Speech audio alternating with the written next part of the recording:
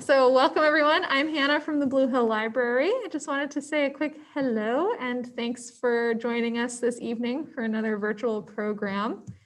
I'm really happy this evening to have Amelia Poole and Abby Gilchrist, who are co-editors of this new beautiful book that we were already discussing a bit called Modern Fabric, 25 Designers on Their Inspiration and Craft. Amelia is a textile artist and a teacher who lives here in Brooksville and runs her shop and studio Tiles. And Abby is the founder of Fiddlehead Artisan Supply Shop in Belfast, where she's got some beautiful fabrics and arts and craft supplies as well. So I know the book's available at both of those establishments. Obviously, we've got it here in the library's collection, and it's available at lots of other local bookstores as well. So hopefully, if you're interested, you can pick up a copy. But for tonight, I'm going to hand it over to Amelia and Abby so you guys can share a little bit about this book and the process that went into making it. Thank you.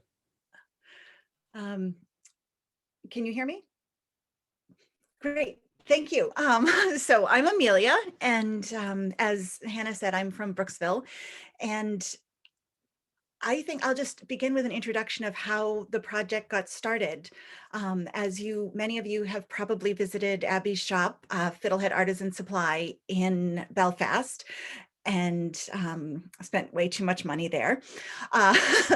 And in 2018, in September, I heard from Abby.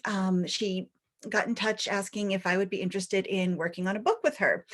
And Abby had already started the project with our editor, Jan Hartman, who had been into Abby's shop and was really interested in the fabrics that were there and was asking about them. And they got to discussing the term modern fabric, which is something that we obviously wrote about, but doesn't have a specific definition. It's more of an aesthetic. And so Jan also got to asking, has anyone written a book about these designers? And she is an acquisitions editor for Princeton Architectural Press. Abby decided that she needed a collaborator, and we'd known each other for a number of years, but not necessarily our backgrounds. And I said, yeah, let's do it. And very soon after that, we were heading to Houston to Quilt Market, which is a massive trade show over a week in one of the big convention centers in Houston, where we started doing in-person interviews with the folks who are part of the book. Over the course of writing the book, we interviewed our designers over in person sometimes, but also over the internet. We did some phone calls, they did some written interviews, just depending on their comfort level and what we were able to organize. And Abby did all of the organizing of interviews and working with the individual designers and sometimes their teams to give us the images that we used in the book. We ended up taking a few fabric photos, but all of the beautiful images have been were sent to us by the artists and designers. What we were aiming for was, or is, a book about the designers and design as well as their fabric. That's one reason that we didn't include projects in the book, just to make it really about the designers as artists and to tell their stories as well. And I did most of the writing, but would send every draft to Abby and we'd work on them together. Abby organized all of the photographs and did just gorgeous organizations so that the images went with the text and looked good together. But we spent lots and lots of hours going over all of that together. So it really was a collaboration. Does anyone have any questions at this point? I'm going to show a few slides to talk about some of the designers and artists that we featured in the book. But if anyone has any questions at this point, or if Abby, you want to jump in? No, you're doing a good job. Okay, I can talk okay. later. Okay. Okay, okay. We can do questions together. I'm going to take a quick drink of water before we share my screen, and then we'll be good to go. Great. Yeah, and folks are welcome to also type questions into the chat as they come up, and then when we have a good time to answer them, I'll read them out too. So if you have a burning one and it's not the right moment to ask it, feel free to type it out. Okay, are we ready to share? Let's go for it. Okay, let's see if I can do this. Share. Oh, yay. So can everyone see the slides that are on my screen? Good. Yes? Great, okay, okay, sorry. This is we're still in the Zoom curve. So this is an artist who some of you may recognize him or his amazingly colorful work. This is Kaffe Fassett, who is an American by birth, but has lived in England for many, many years. He is known for his sort of eccentric, colorful designs. And he was actually one of the first people that we interviewed down in Houston. And was just an incredibly kind and generous person with his sharing his process and so much of his love of color and fabric. The image that the fabric image is of a line from Kaffe Fassett called Enchanted. And in the next screen, this is how he does all of his designing. He paints entirely by hand. In the book, we tell a story about his only time using a computer, and that ends with, "To hell with it, I'll do it by hand." So he's filling in every single little color with gouache, which is a type of opaque watercolor. And here you can see the different colorways and the enchanted design transferred into a needlepoint pattern as well. Kaffe Fassett is not only a fabric designer, but also a designer for knitwear, for needlepoint, just an amazingly prolific designer for years and years and years.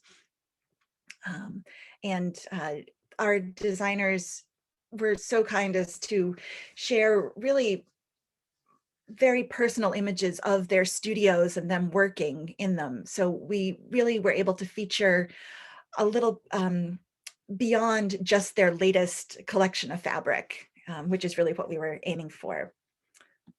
Let's see.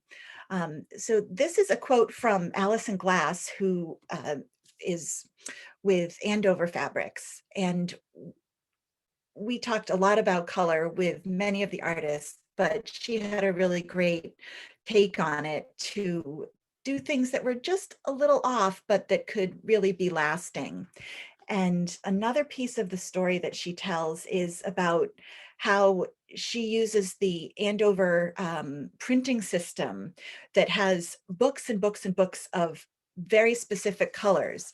And she actually describes it as a cajillion colors.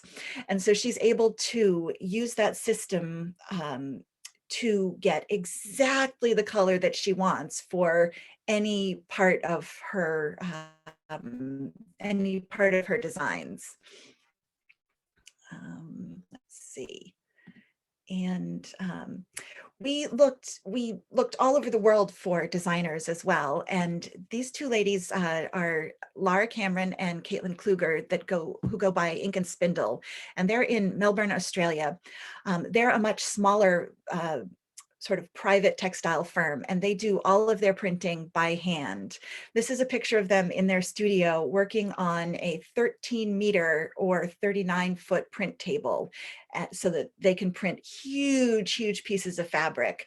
As you can see from them reaching across, their screens are 6 feet wide, and they all, the designs that they make have to tessellate or all fit together.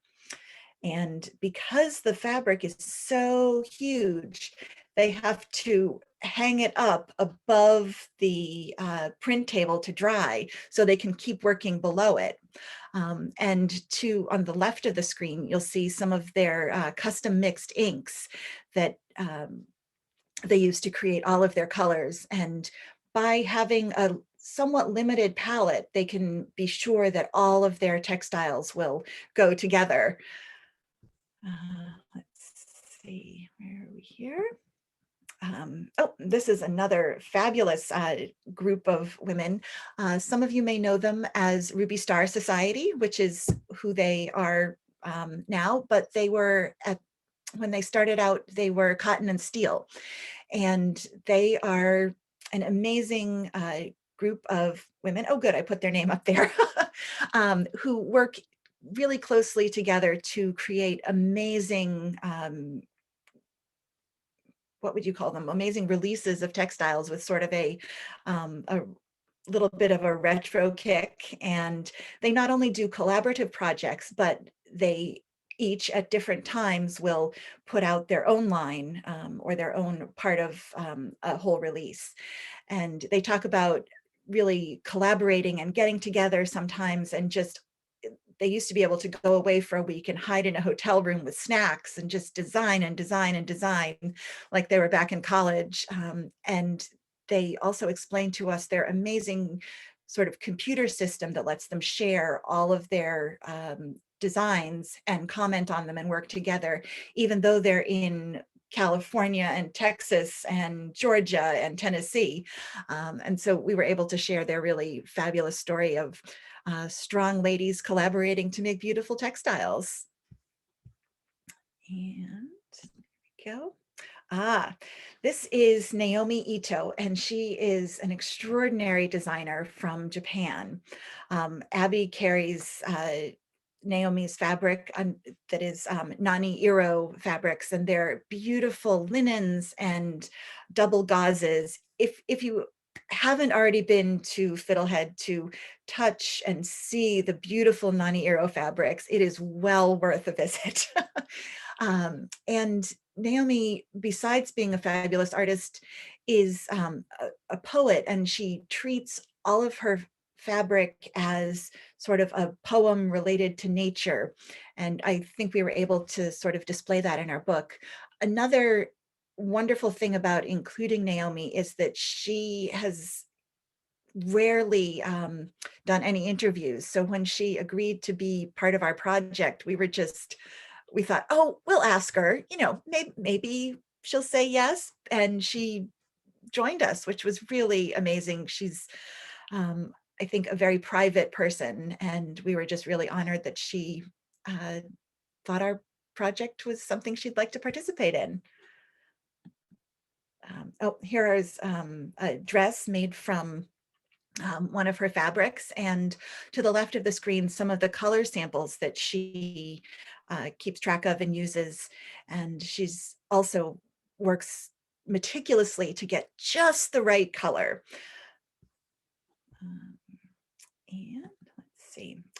We do have, in our world of designers, we search the world for designers and actually have one designer from Maine.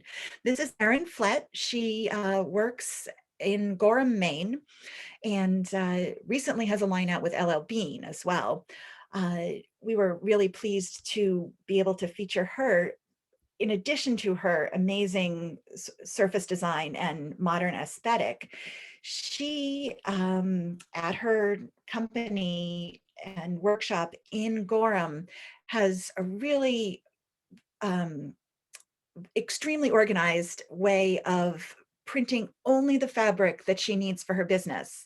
Abby might be able to explain a little bit more about this, but every order that she gets from wholesale companies or individuals through the website or what have you are then sort of streamlined throughout the process and labeled so that the fabric is cut to the correct size, printed with the design, and then it moves on to stitchers or whatever the next piece in the process of creation is. And she's not printing and making anything that isn't already sold. So there's no huge waste of goods that need to be stored somewhere and then are out of season and need to be thrown away. So it's a really amazing, now quite a big business, but still working, printing by hand. Yeah, it's a really great example of a print on demand business. Like print on demand's becoming quite a thing that you can find on the internet a lot now with like Redbubble, Society 6, where artists can upload their designs. There's a fabric one called Spoonflower. And but this is like such like a down to earth print on demand. Like they're actually printing it. Like it's not just all computer and um it's just really cool. Yeah. Like they're actually like that guy in the red shirt is actually printing the fabric right there.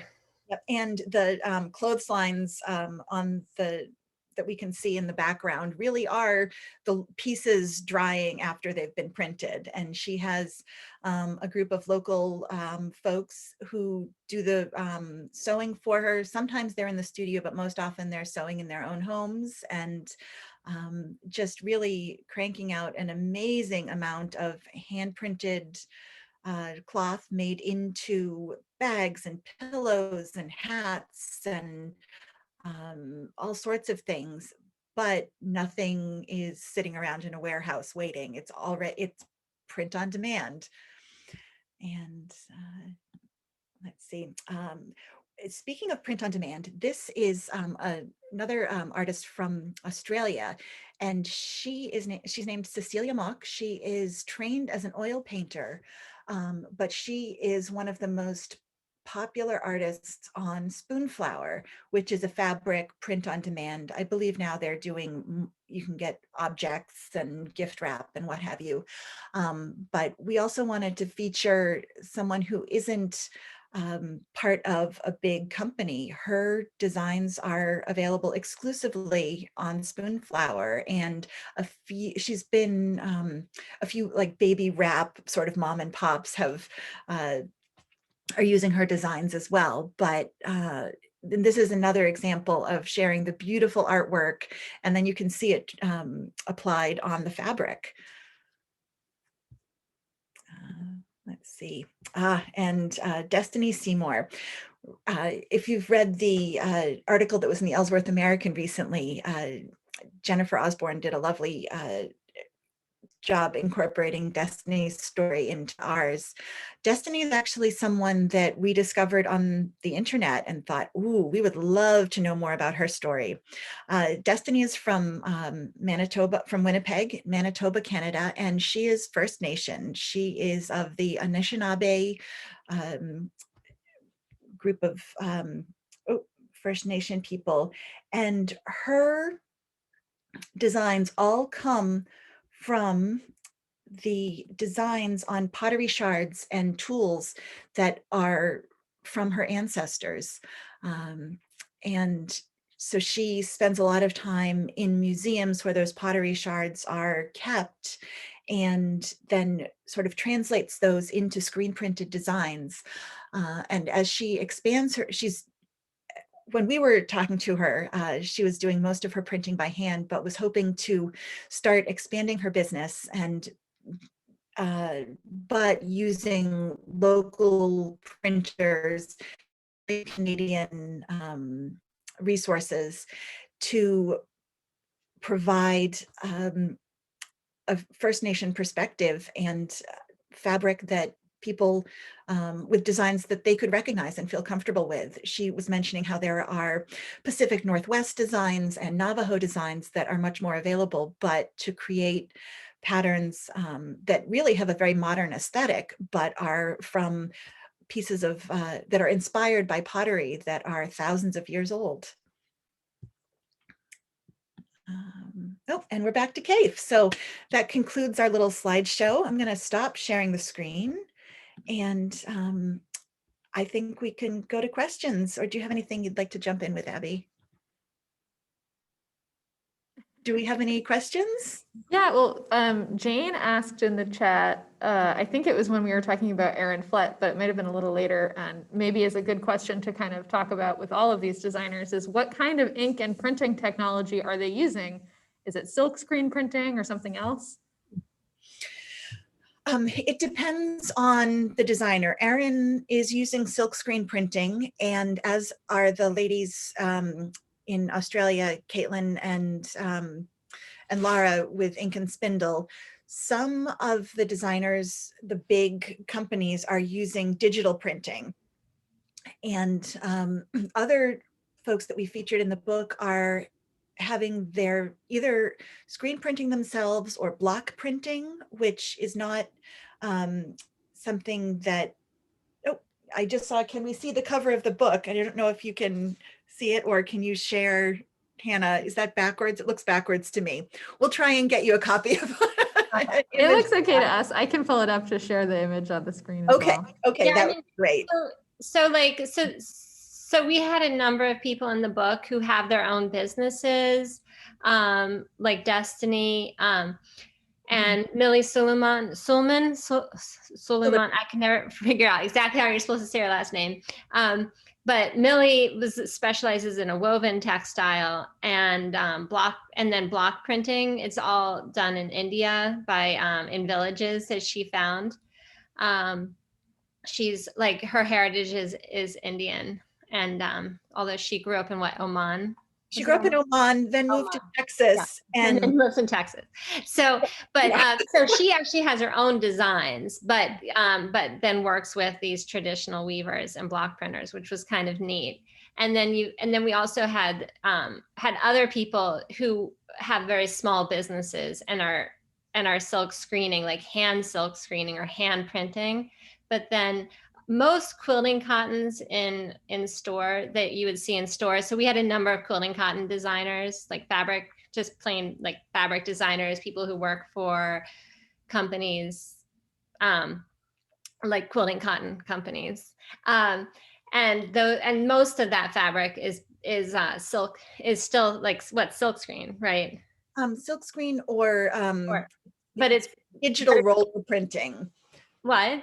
But they're still ink based. Right. It's like, so it's like on a machine. So it's like, I was just thinking like, wait, is silk screen actually the right word? But yeah, so it's just like a really big machine that's silk screening like yards of fabric at a time. And it's just kind of chugging right through that. And then there's the digital printing too, that a lot of quilting companies are moving towards. And then the digital printing is like when you saw, Cecilia's work. I'm not always good with the words. So when you see Cecilia's work, like that is all digital printing. She works with Spoonflower, and also another print on demand company, Redbubble, where like you could get her work on like a bag or a t-shirt or something. But all of that is digital printing. Thank you. And here, I'll share just so that we can satisfy the folks who wanted to look at the cover of the book. That's what it looks like. It is. Thank you. And I saw another question come through that's like every author's dream question. Where can we buy the book? Hey. You guys want to run through the list? Sure. Well, as Hannah said, it is available at your local bookstores. It's available at Abby's shop in Belfast, Fiddlehead Artisan Supply. I have a little shop in Brooksville called Maker's Market Shop and Studio. We are closed for the season, but you just if you get in touch with me and through info@makersmarketmaine.com, I can make sure that you get your book. Is it still on your website? It's on ours. It is still on my website. Yes. So we both have websites. Textile Studio. Yes. That's great. Another question was, what is the range of types of fabric or fibers on which people print? Well, you can print on just about anything depending on the types of ink and technologies that you're using.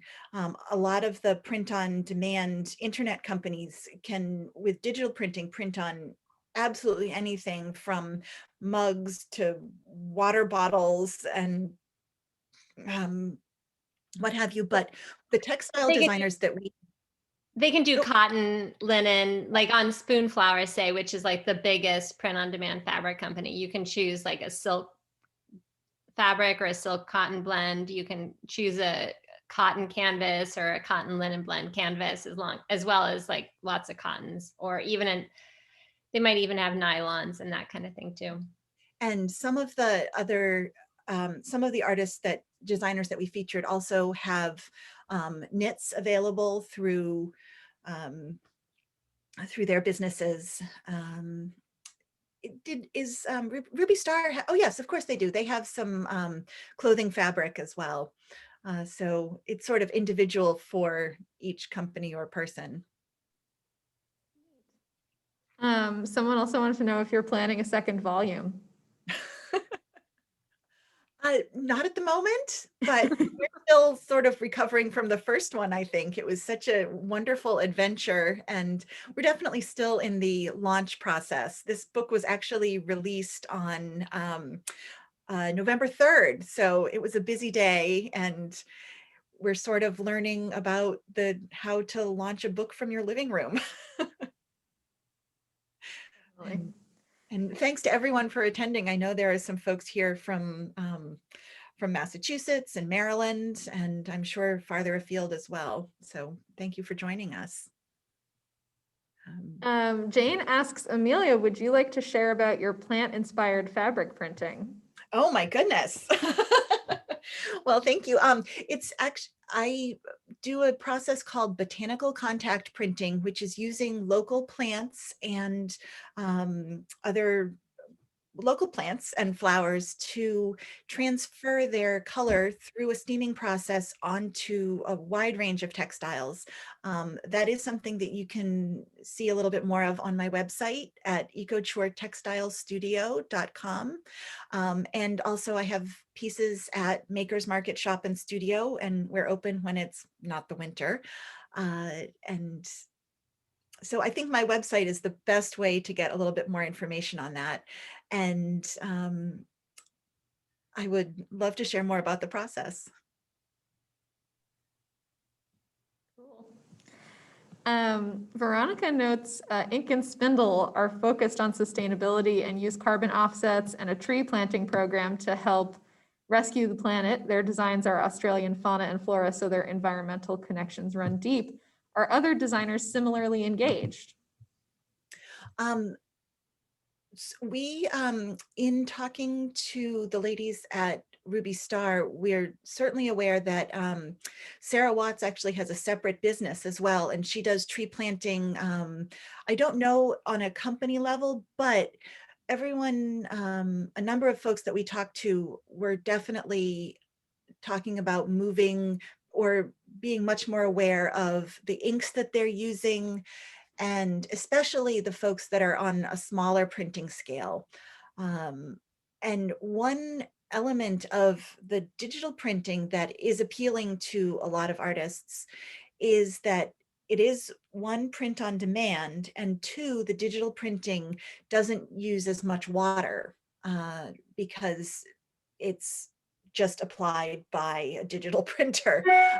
But I do think that especially a lot of the artists that we spoke to definitely had an interest in more sustainable practices.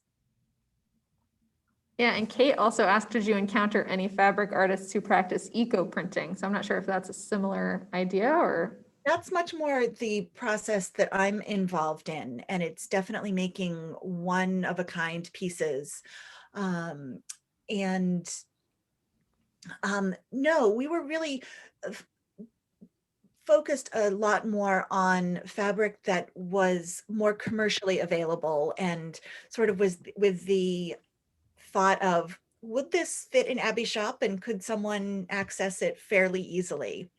And the problem with eco printing on a large scale is simply the scale of it. Yeah, that makes sense. Someone asked if we could put your website in the chat, Amelia, so I did that. You. And Abby, feel free to put your website in the chat as well so people can grab that address. Let's see, someone else had asked, let me just scroll back up. Oh, about Spoonflower. They say with Spoonflower, you can design your own fabrics. I believe you have to give them the rights to your patterns. Are there any other companies that do the same? I mean, I think I think it just depends on what company you're working with and what your contract is. I wasn't aware about that with Spoonflower, which is actually interesting because just this week, Sarah Watts released, she's one of the women who works with Ruby Star Society, who's part of that group. And so they used to work, they kind of started Cotton and Steel with RJR, like another fabric company. And then there was a falling out and they left. But then like a lot of their older prints, are just kind of gone now. But it was interesting because she said, oh, I'm putting all of my old prints on Spoonflower. Wow. Yeah. So it's just interesting that you're talking about that. So I didn't know that about Spoonflower, but Sarah was able to hold the rights to her prints that had been printed through another company and then put them on Spoonflower, Mhm. which I think I do know that one of our other designers, Holly Zollinger, started on Spoonflower and has sort of expanded her practice or her who she's designing for now, but they found her through her work on Spoonflower and Society 6. So I think there might be different levels of ownership. Again, that's something that I'm not entirely sure about. Another question was, do most designers print on 27-inch width goods, or do some print on 54-inch as used in home furnishings? Do you guys know anything about that, the sort of standard widths, or are people getting creative? The standard width for quilting cotton is 42 to 45 inches. There's very little fabric that I've seen commercially available that is 27 inches anymore. I do know that Ruby Star Society and I believe Pat Bravo and Art Gallery Fabrics are doing furnishing fabrics. So I am assuming, and canvas, so I'm assuming they would be 54 inches wide. Someone also wants to know if you teach classes on eco printing. I do, yes. Hopefully this summer we'll be able to get together, and it is an outside activity. So that there's more information on that at my website. Super.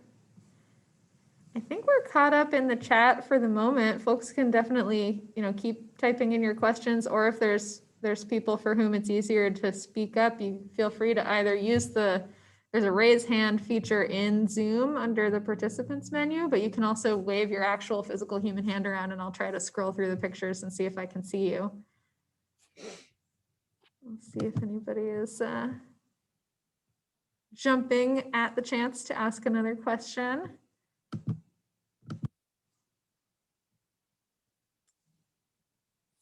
So far, oh, here's another one in the chat. How did you choose these 25 designers, and how many folks did you have to contact to get up to 25? It's a great question. Well, the first thing we had to do was cut the list down to people because we started out, oh my gosh, I love this, I love that, I love this. And so we first had to cut back, and then as we started contacting designers, we learned about other designers as well. How would you say that went, Abby? There were some folks who we contacted and weren't able for whatever reason to join us. But I don't know, how would you say that went, Abby? You did a lot more of the contacting. I mean, I think there's a few names like Carolyn Friedlander who should totally be in the book, but didn't want to put another thing on her plate. Is a very private person, and I can totally see her not not doing it. So I wish that she had agreed to be in the book. But and then there were other people too, of course. I mean, we were trying to get like there are so many people, and like every week I'm like, oh, I wish we'd had this person, or like, oh, this is kind of crazy that they're not in the book, or we didn't even ask them. But we only had so much space and time. Snapshot. And then we were trying to get a balance as well. So it was like, when we started getting into people who are doing their own screen printing, there were quite a few really amazing designers. You know, Ink and Spindle was a fabulous example of it. And so we were really psyched that they said yes right away.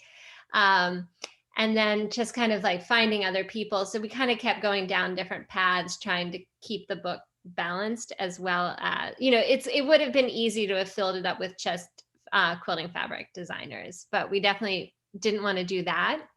And yeah, just looking for a balance and more of an international perspective without really trying too hard to find people. Like, we tried to get a broader perspective on it, but we also didn't want to like grasp for people more than would be natural, if that makes any I sense. didn't want to try and shoehorn anyone in for a specific reason. Everyone who's in the book was there for sort of all the reasons. They're obviously their design work, but for different reasons, how they're printing, just to really give a broad perspective. Right. Yeah, but it was like the first thing would be the design, like their Absolutely. design That is aesthetic. Yeah. And Diane wants to know how many of the 25 designers' fabrics are available at Fiddlehead. Hmm.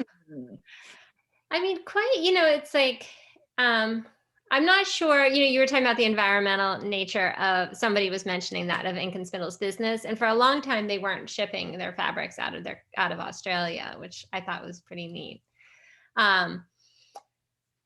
So I'm not sure if they're doing that still, but I couldn't afford to bring that into our store.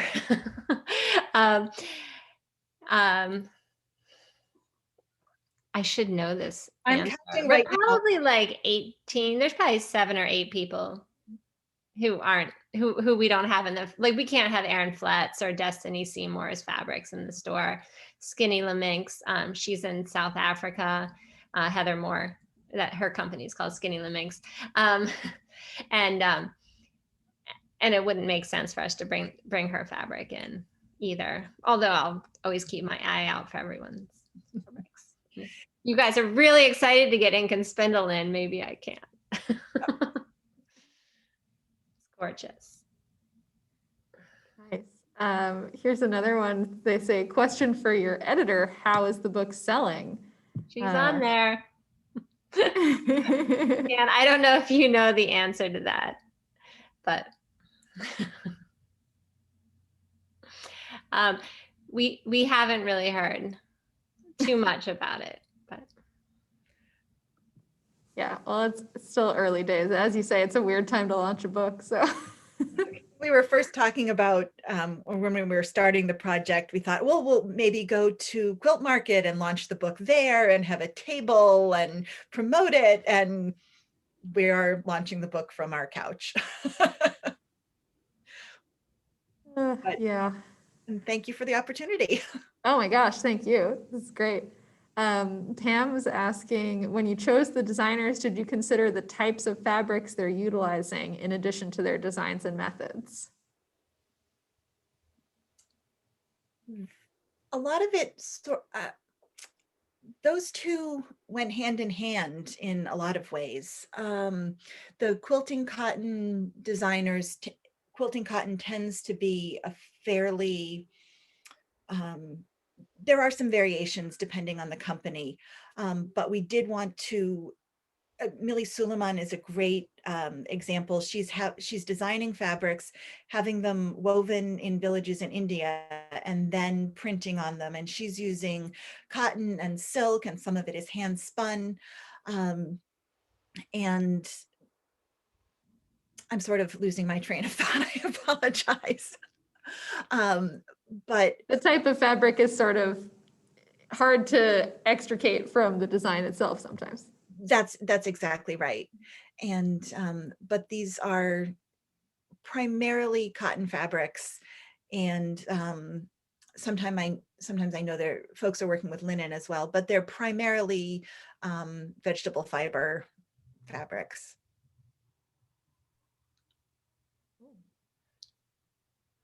Sarah, you've got your hand up. If you want to unmute yourself, I think you can click on your microphone and turn your sound on so we can hear you. Yeah, I was wondering if anyone's using natural inks and dyes to do their painting or to do their printing. Not on a large scale, as far as I know.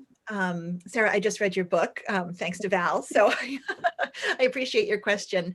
Yeah. There are a number, including ink and spindle. They are definitely going to a much more sustainable, sort of low carbon and not using petroleum-based inks. But printing with natural dyes was done for thousands of years, and maybe there is a way to get back to that. Unfortunately, there were some seriously hazardous chemicals that were involved and a lot more water in those processes. So the colors are wonderful, but unfortunately, I think some of the environmental impacts, even though they are natural dyes, would be more significant. The mordants and that sort of thing, you're thinking? Exactly, Yeah. the mordants and what have you to make those colors stay and be fast, I think would be not sustainable. But there are some people on a very small scale, and if we wanted to contact each other, I could find out a little bit more about that as well. There are some folks who are doing mordant printing and then dyeing with a single color, and that gives you a variation in the color that appears. And I've used the word mordant, which is it's a chemical, often a metallic salt, that is used in with natural dyes to create a permanent bond between the fiber and the color. So the combination of color and fiber they're joined together chemically instead of being a stain that can wear off and fade. And the mordants are significantly more toxic. They're aluminum salts and tin, and they used to use chrome. And so I think increasing the environmental sustainability of natural dyeing is a great way to go. And but definitely, I think it's still on a smaller scale. Right, and it takes a lot of effort to use alternative mordants that aren't quite as effective, but they're totally safe. Yeah. Yes, exactly. Thanks. Oh, thank you. Sarah. Another question in the chat was, do the fabric designers tend to be artists or have gone to school for textile design? Oh gosh, that's a great question. Our designers came from a lot of places let me think. It's interesting though. I mean, a lot of them did go to school for design or for art. Yeah, not all of them, but definitely for art. There's one artist that we feature, Barry Ackerman, also known as Barry J, started designing and eventually through that designing fabric taught herself how to paint. And that is what she's known for now, her really painterly designs. And Destiny Seymour is trained as an interior architect. Interior architect. Yes, I'm sorry, it was the words are. And Pat Bravo did a lot of art, but also trained as a lawyer. So people are coming at it from a lot of different perspectives. So I'm just looking at the title page here to see what jumps out. But yeah, there's definitely some sort of art or design base, but not necessarily textiles. Yeah, and it's interesting like how much pretty much everybody talked about the Adobe suite. You know, how much digital work there is, even if they're screen printing themselves. They're you know, and a lot of people talked about being self-taught on oh, what are they using? Photoshop or Illustrator or the other one that you do on your iPad, whatever that is. Yep, exactly. I don't remember exactly what that one's called. Something I don't know how to use. But yeah, and it's just Procreate. that you know Procreate. Thank you. Thank what? you. Procreate. Procreate. Yeah, and so Procreate I think is the one that lets somebody is the closest thing to just kind of freehand art that you can get with a computer. But it is interesting. I mean, so a lot of the designers did train in art school, but then you get needing to bring the digital world into your art and the marketing and all of these other parts that come with business that you don't think about when you start a business. Right, right. Jane wants to know, does the book include photos of finished products sewn from the fabrics? Yes, but they are finished products that are made that are sort of samples from the company. It doesn't include patterns for making any of these items. Yeah, there's so many books about how to sew and what to sew and patterns and inspiration and like books like that. And so this was definitely an inspiration book, but it was really a book about the designers and not about patterns. I mean, about sewing patterns. Right. It was about their patterns. But a lot of the, I know that Ruby Star is working with some pattern designers and sort of coordinating, so it would not be impossible to make some of the things that you do see in the book. Definitely. Well, I'd be curious to know, I mean, it sounds like a really diverse group of different designers doing all kinds of different things. Are there any like trends that stand out to you of like, okay, this is what makes something a modern design, or this is where we see the future going? Yeah, I mean, it's interesting. It's like, I mean, I think, yeah, just that there is just this kind of common theme of like, you know it when you see it. And what is that aesthetic? Like there isn't a definition for it at all. But it so so it's kind of funny to write a book about it. Right. One of our designers, Pat Bravo, said, modern fabric isn't a word, it's a feeling. And that sums it up for a lot of people. But it's also interesting. I mean, because my shop is a modern fabric store, basically, is that's how a lot of people, and especially the quilting world, would call it. But not everything in there is really modern. Like there's a lot of like reproduction or heavily influenced by reproductions. We sell Liberty fabrics, and a lot of the Liberty fabrics are older designs, like even William Morris designs that have just been recolored. So maybe there's that modern perspective or modern color aesthetic that's been put into the fabrics. But yeah, it's an interesting question about what modern fabric is. And we had some great quotes. I don't know if you have them, Amelia, but Well, they are in the book. I mean, I just put you on the spot. No.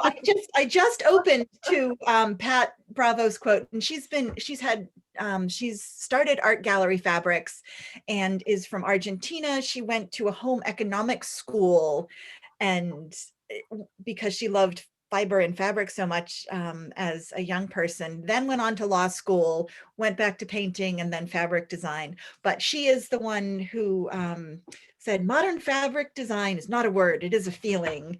And we really, that was the only question actually that we asked every single person in their interview was, how would you define modern fabric? And some people entirely avoided the question. Other people there was as many answers as there are different types of fabric and designers out there. But that is one thing that we pulled out as sort of pull quotes, as they call them, something that each person said that really helped to sum up what we were trying to get to. Yeah, and it was interesting. One person who we interviewed who actually then decided that she didn't want to be in the book, unfortunately, Tula Pink. But her fabric is very modern, like it's a very modern aesthetic. But then she said, well, I wouldn't call my fabric modern. And and she herself is heavily influenced by William Morris. And she said, if you put my fabric in a grayscale, it'll look really traditional. But if you saw her fabric, it doesn't look traditional at all. And it has a lot to do with like her color choice and the drawing. I mean, her artwork is quite new and fresh, except she does it in a style that's kind of older. And so that's just the thing. I mean, there's so many influences. Yeah, she Kind has of really things tight, are just constantly influencing each other. It's like my daughter went to school with like her hair in this really high offset ponytail that was very reminiscent of the 80s the other day. It was all frizzed out. And but then and then she was wearing this outfit that was very 90s. And I was just like, it's so interesting how it all just kind of comes around. Yep, absolutely. But in its own new way. Oh, yeah, I just saw this pop up from Veronica. Yes, I studied in Surrey, at Farnham in Surrey, at the Surrey Institute of Art and Design. It used to be called West Surrey College of Art and is now called University of the Creative Arts. But yep, I studied textiles there and it was absolutely wonderful. And that's the other Surrey. The other Surrey, yes, correct. Surrey, southwest of London.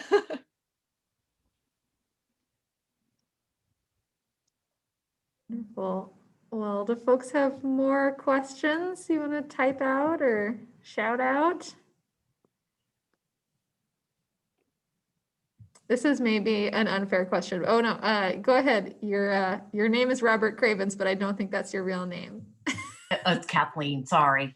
I just I wanted thought I to heard ask someone call you Abby something and else. Amelia if they had a favorite artist that they particularly were excited about having in the book. That was going to be my question. Oh, Perfect.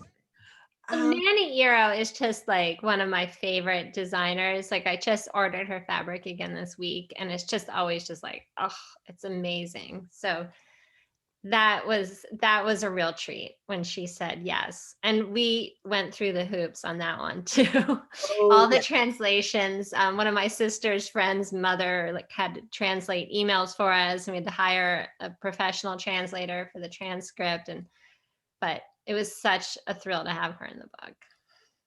Yeah, and it was just, I mean, I'll do the broad answer though too. It was just great to meet every single one of these artists and get to know them as people. And now, you know, we'll see, we're all following each other on Instagram. So Sally Kelly, who designed for Liberty Fabrics in London, you know, comments on something I post on Instagram. I'm like, oh, wow, she likes it.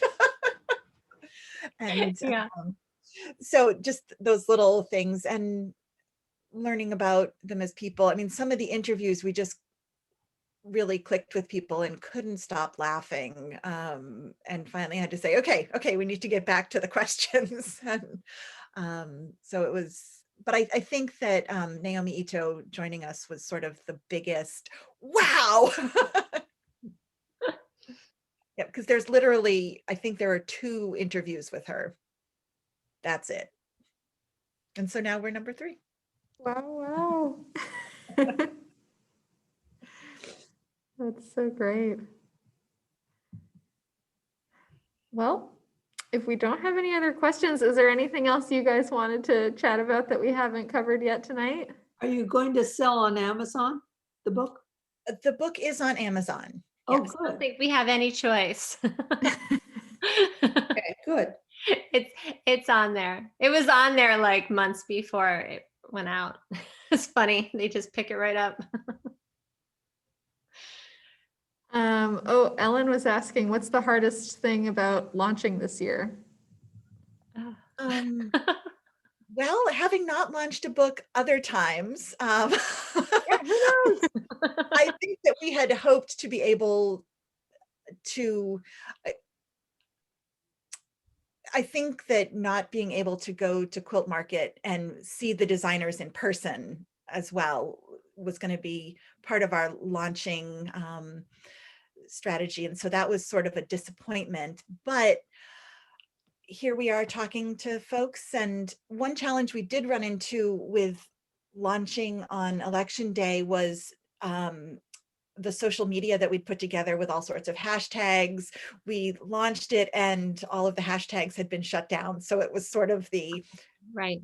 social media flop. Yeah, I forgot about that. I was just like, I give up. Like, Right. they weren't like we'd done all that work tagging everything and figuring out all the tags, and it was just pointless. Yep. But We should so keep tagging posts. So. we should, We absolutely. totally should. We totally know. Tomorrow. It feels like, oh my gosh, the book is out. And then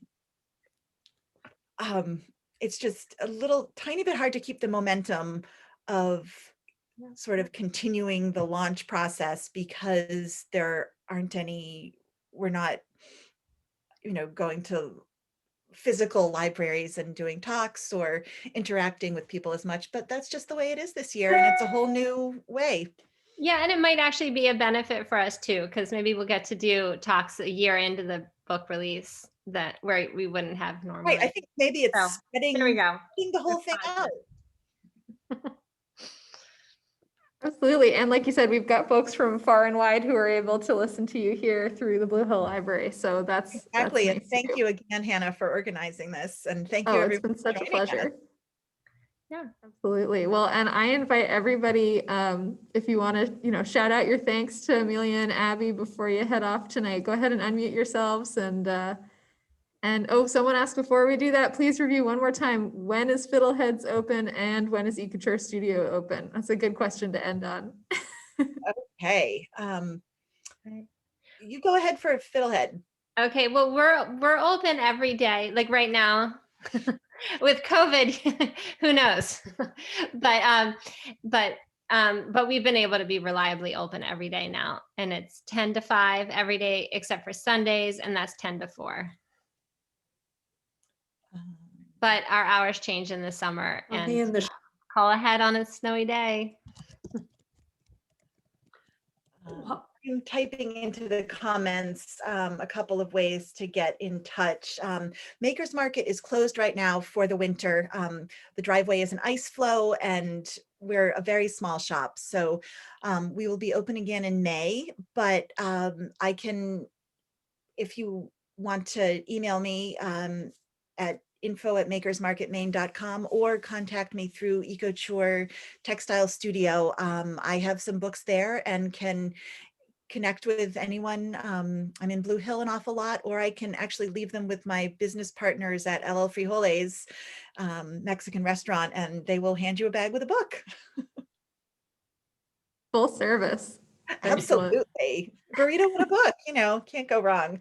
I did an awful lot of writing sitting in the corner of that restaurant. So there's a real connection there. Well, thank you again so much, ladies. And yeah, everybody go ahead and, shout out your thanks before you head off and have a good night.